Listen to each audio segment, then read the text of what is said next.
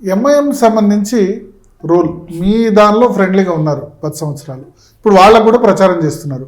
ఏమన్నా తప్పు చేశాము ఎంఐఎన్ని ఆ 10 సంవత్సరాల దగ్గర తీసి అనిపించిందా? సొంతంగా బిల్డప్ చేసి ఉంటే, ఎందుకంటే మీకు 2016 జిహెచ్ఎంసీలో చాలా ఓట్లు పడ్డాయి. ఎంఐఎంది చాలా దయనీయమైన పరిస్థితి భరత్. ఎంత దయనీయం అంటే కాంగ్రెస్ వాళ్ళు హుంకరిస్తున్నారు.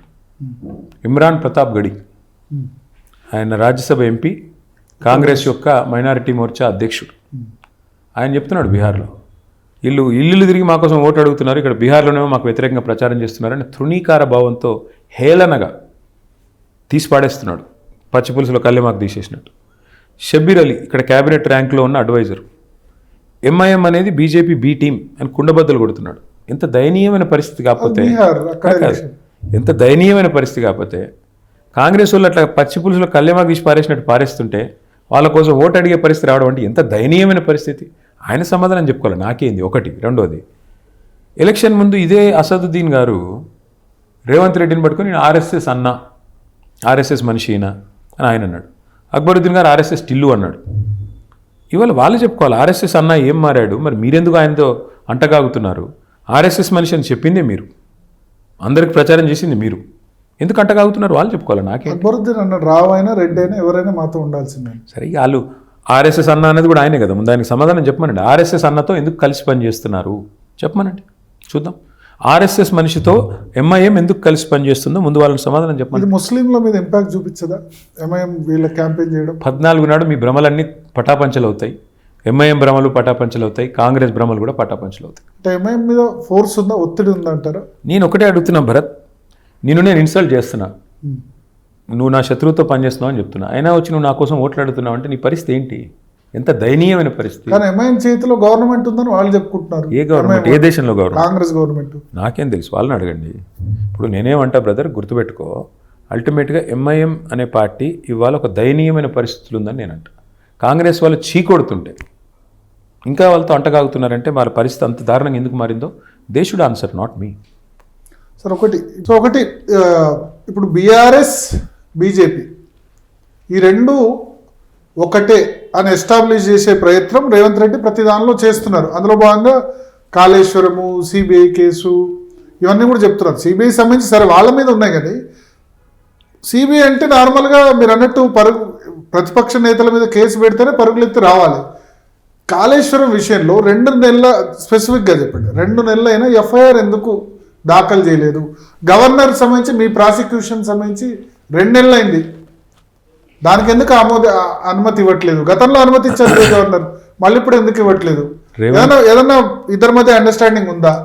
రేవంత్ రెడ్డి గారి అజ్ఞాన ప్రదర్శనకు ఇది నిదర్శనం. ఎట్లా అంటారా, గవర్నర్ గారి దగ్గర ఫార్ములా ఈ కేసు విషయంలో ప్రాసిక్యూషన్కి ప్రభుత్వం అనుమతి కోరింది, గవర్నర్ గారు ఎప్పుడో ఇచ్చారు. ఒకసారి ప్రాసిక్యూషన్కి అనుమతి కోరిన తర్వాత మళ్ళీ ఛార్జ్ షీట్ వేయడానికి ఎవరు అనుమతి అవసరం లేదు. It's a simple point. పెట్టాలనుకుంటే కేసు పెట్టు, అరెస్ట్ చేయాలంటే చెయ్యి. నేను ఓపెన్గా ఇప్పటికి 100 సార్లు చెప్పాను, మళ్ళీ ఒకసారి చెప్తున్నా భరత్ గారు, నేను ఆరోపణలు ఎదుర్కొంటున్న రాజకీయ నాయకులు చాలామంది ఉండొచ్చు. నేను స్పష్టంగా బయటకు వచ్చి చెప్పిన మాట ఏంటంటే, లై డిటెక్టర్ టెస్ట్కు నేను రెడీ. నీ మీద ఏసీబీ కేసు ఉంది, నా మీద ఏసీబీ కేసు పెట్టావు, ఇద్దరం కూర్చుందాం, లైవ్ టెలివిజన్లో లై డిటెక్టర్ టెస్ట్ పెట్టుకుందాం. ఎవడు నిజాయితీ పరుడు, ఎవడు నిజం చెప్తున్నాడు, ఎవడు అబద్ధం చెప్తున్నాడు, ఎవడు దొంగ, ఎవడు ఏంటి ప్రజల ముందు తేల్చుకుందామని చెప్పాను. ఎందుకు రావట్లేదు రేవంత్ రెడ్డి గారు? ప్రాసిక్యూషన్కి అనుమతి ఇచ్చిన గవర్నర్ గారు ఛార్జ్ షీట్కి కొత్తగా ఇచ్చేదే ఉండదు. Charge sheet is a process, part and parcel of prosecution. కొత్తదేం లేదు అందులో. ఛార్జ్ షీట్ వేయడం అనేది రొటీన్ వ్యవహారం ప్రాసిక్యూషన్లో భాగంగా. కాబట్టి కొత్తగా అక్కడ ఏం శోధించేది లేదు, నెంబర్ 1. కాబట్టి ఆయన అజ్ఞాన ప్రదర్శనకి ఇది నిదర్శనం. రెండోది, సిబిఐ. రేవంత్ రెడ్డి గారు ఆయన గురువు అమిత్ షా గారిని అడుక్కున్నాడేమో, వద్దు ఇందులో ఏం లేదు, నువ్వు కేసు పెడితే నేను దొరికిపోతాను, నేను ఇంకా 3 ఏళ్ళు టైంపాస్ చేయాలి, ఎందుకంటే ఈ కాళేశ్వరం పేరుతో టైంపాస్ చేయాలి, లేకపోతే లారీ గ్యారెంటీలు అని చెప్పి తాట తీస్తున్నారు నాది. ఎందుకంటే ఒకసారి మీరు సిబిఐ కేసు పెట్టగానే అందులో ఏం లేదని సిబిఐ కూడా చెప్పాల్సి వస్తే చచ్చినట్టు, విషయం ఏం లేదు, ఘోష్ కమిషన్ తేల్చింది ఏం లేదని. చెప్తున్నా, ఆయన గురువు గారిని అడ్డం పెట్టుకుని, ఎందుకంటే తెలివైనోడు కదా, తెలివైనోడు ఉంటే మంచిది. అతి తెలివి కూడా ఉంది రేవంత్ రెడ్డికి. అతి తెలివిగా ఏమనుకున్నాడు, పెడితే బీజేపీ ఏమైనా చేస్తే బీజేపీ తప్పు, చేయకపోతే చూసాయిలు ఇద్దరు ఒకటి అని చెప్పుకోవడానికి ఒక చిల్లర నాటకం తప్పేం లేదు. నిజంగానే విషయం ఉంటే నువ్వు పెట్టు, సిబిఐ పెట్టట్లేదు కదా, నువ్వు పెట్టేవాడొద్దన్నాడు నిన్ను, వెంటనే కీస్ వెనక్కి తీసుకో. సిబిఐ పెట్టట్లేదు అంటున్నావు కదా, నువ్వు పెట్టు. సిట్టింగ్ జడ్జిని వేస్తావా, ఏసీబీని వేస్తావా? పిలిస్తే మీరు కూడా వేశారు కదా, ఎట్లా విచారణ పిలుస్తారని. పోయారు కదా, కేసీఆర్ గారు ఘోష్ కమిషన్ ముందు వెళ్ళారు, మాట్లాడారు, హరీష్ రావు గారు వెళ్ళారు, చెప్పాము. ఇక న్యాయస్థానాలకు కూడా పోదా, నువ్వు బురద జల్తో నేను కడుక్కోవద్దా బురద కూడా. అల్టిమేట్గా ఈ దేశంలో ఒక పౌరుడికి ఉన్న ప్రాథమిక హక్కు ఏంటి? ప్రభుత్వమే ఇవాళ మా మీద విరుచుకొని పడుతున్నప్పుడు, ప్రభుత్వమే మొత్తం రాజ్యం మొత్తం మా మీద పడుతున్నప్పుడు, మరి మాకు న్యాయస్థానం తప్ప ఇంకా ప్రత్యామ్నాయం ఏముంది? న్యాయం కోరాలి అంటే, న్యాయం జరగాలి అంటే మేము న్యాయస్థానానికి పోతే నీకు వచ్చిన బాధ ఏంటి? నువ్వు వాదించు అక్కడ, న్యాయస్థానం ముందు చెప్పు ఏది కరెక్టు, ఏ రకంగా నీ కేసులో విషయం ఉంది చెప్పు. నేను ఎవరు వద్దంటున్నారు? దానికి భయపడడం ఎందుకు? ఇప్పుడు రేవంత్ రెడ్డి గారు కూడా నేను దొంగని కాదు అని చెప్పి సుప్రీంకోర్టులో పిటిషన్ వేసుకున్నాడు కదా. నేను బ్యాగ్లతో దొరికినా కానీ నేను దొంగని కాదు, నన్ను అలా కాదు ఇలా చూడాలి అని అడుక్కుంటున్నాడు కదా. మేము మా మీద లేని బుడత చల్లుతుంటే, ఇష్టం వచ్చినట్టు ఆరోపణలు చేస్తుంటే నేను అడుగుతాను, ఎంత అన్యాయంగా మాట్లాడుతున్నారండి రేవంత్ రెడ్డి గారు. ఆయన అసలు నా బావమరిది మీద మాట్లాడతాడు, నా కుటుంబం మీద మాట్లాడతాడు, ఎలక్షన్ ప్రచారంలో నా ఇంట్లో ఏదో దొరికింది అంటాడు. పెట్టు కేసు, నువ్వే కదా ముఖ్యమంత్రివి, 2 ఏళ్ళు అయింది. రోజు నోరు బారేసుకోవడం తప్ప రేవంత్ రెడ్డి గారు ఏం సాధించారు ఈ 2 ఏళ్లలో? రోజు కేసీఆర్ గారి పేరు లేని ఉపన్యాసం ఉండదు, నన్ను బూతులు తిట్టని ఉపన్యాసం ఉండదు. ఇక మరి మీరేం చేస్తున్నారు 2 ఏళ్ళకి? ప్రజలు అది ఎందుకు చెప్పట్లేదు? జూబ్లీహిల్స్ ఎన్నికలు మొత్తం అంతా తానే కేటీఆర్ వివరించారు మొత్తం ఓవరాల్ గా. మా పార్టీ మీరు ఎలివేషన్ తర్వాత ప్లీనరీ తర్వాత క్లియర్ గా లెట్ మీ కరెక్ట్. మా పార్టీ అధ్యక్షులు పెద్దలు కేసీఆర్ గారి నాయకత్వంలోనే ఎన్నిక కొట్లాడుతున్నాము. ఆయన పిలిచి మా అందరికీ దిశానిర్దేశం చేశారు. ఇప్పుడు మీతో ఇంటర్వ్యూలో ఉన్నప్పుడు కూడా ఆయన మధ్యలో ఫోన్ చేసి దిశానిర్దేశం చేసిన విషయం మీరు చూశారు. కాబట్టి మొత్తం కూడా ఎన్నిక కేసీఆర్ గారి నేతృత్వంలోనే జరుగుతుంది. మేము కేసీఆర్ గారి నేతృత్వంలో ఆయన శిష్యులుగా, ఆయన కార్యకర్తలుగా పనిచేస్తున్నాం. తప్పకుండా అందరం పనిచేస్తున్నాం. ఇందులో లేదండి, హైదరాబాద్లో మున్సిపల్ కాదు హైదరాబాద్లో 23 ఎలక్షన్ లో జిహెచ్ఎంసీలో సీట్లు రావడానికి మీరు కారణం అని నేనంట. అంటే హైదరాబాద్లో కాదు భరత్, హైదరాబాద్లో నేను మున్సిపల్ మంత్రిగా పనిచేశాను కాబట్టి నాకు అటాచ్మెంట్ ఉంది కాబట్టి నేను ఇక్కడ తిరుగుతున్నాను అంతే తప్ప నాకేదో ఇందులో గొప్ప ఇదేమీ లేదు, పాత్ర ఏం లేదు. మిగతా అందరు కార్యకర్తల్లాగే నేను పనిచేస్తున్నా. డెఫినెట్గా 100% పార్టీ గెలవడానికి అందరూ ఎంత శ్రమ పడుతున్నారో నేను కూడా అంతే పడుతున్నాను. అంతకంటే ఎక్కువ ఏదో నేను చేస్తున్నాను. గెలిచినా ఓడిపోయినా కేటీఆర్దేనా?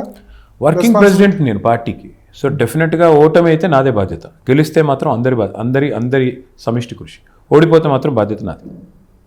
దీని తర్వాత పరిణామాలు ఎట్లా ఉంటాయి? 14 తర్వాత ఒకవేళ బీఆర్ఎస్ గెలిస్తే ఎట్లా, ఓడిపోతే ఎట్లా? ఓడిపోయే పరిస్థితి ఉండదు అనొచ్చు. బీఆర్ఎస్ గెలిస్తే అది మా అందరి సమిష్టి విజయం, మొత్తం పార్టీ యొక్క విజయం, పార్టీ కార్యకర్తల విజయం. బీఆర్ఎస్ ఓడిపోతే డెఫినెట్గా ఈ క్యాంపెయిన్కి ఫేస్గా నేనున్నాను కాబట్టి బాధ్యత నాదే అవుతుంది, అందులో బాధ్యత నేను తీసుకుంటాను. అట్లాగే దీని తర్వాత వచ్చే మార్పులు చాలా ఉంటాయి, రాష్ట్ర రాజకీయాల్లో చాలా మార్పులు ఉంటాయి, మీరు చూస్తారు. ఎందుకంటే అల్టిమేట్గా this will set the tone for the entire next few years. అంటే కేసీఆర్ రావాలని మళ్ళీ రాష్ట్రం అంతా కోరుకుంటున్నారని మీరు క్యాంపెయిన్ చేస్తున్నారు.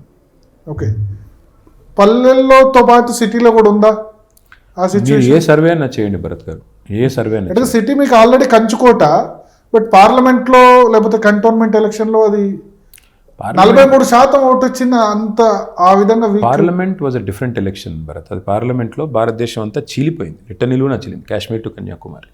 ఒక పార్టీ అతీతం కాదు దానికి. బీజేడీకి 0 వచ్చింది, బీఆర్ఎస్కి 0 వచ్చింది, అకాలీదళకి 0 వచ్చింది, చాలా పెద్ద పెద్ద పార్టీలకు 0 వచ్చినాయి. కాబట్టి parliament is an exception, anomaly. పార్లమెంట్ని అంత సీరియస్గా తీసుకోవాల్సిన అవసరం లేదు. ఇది చూస్తారు కదా మీరు, ఇంకా 1 వీకే ఉంది కదా. 1 వీక్లో you will see the result that BRS has bounced back strong. BRS is going to be the only alternative for this disastrous Congress government. ఇది స్పష్టమైన ప్రజల తీర్పు మీరు చూస్తారు. Okay, thank you KTR. So మొత్తానికి 14వ తేదీ జూబ్లీహిల్స్ ఎన్నిక తర్వాత రాష్ట్ర రాజకీయాల్లో సమూల మార్పులు ఖచ్చితంగా కనబడతాయి.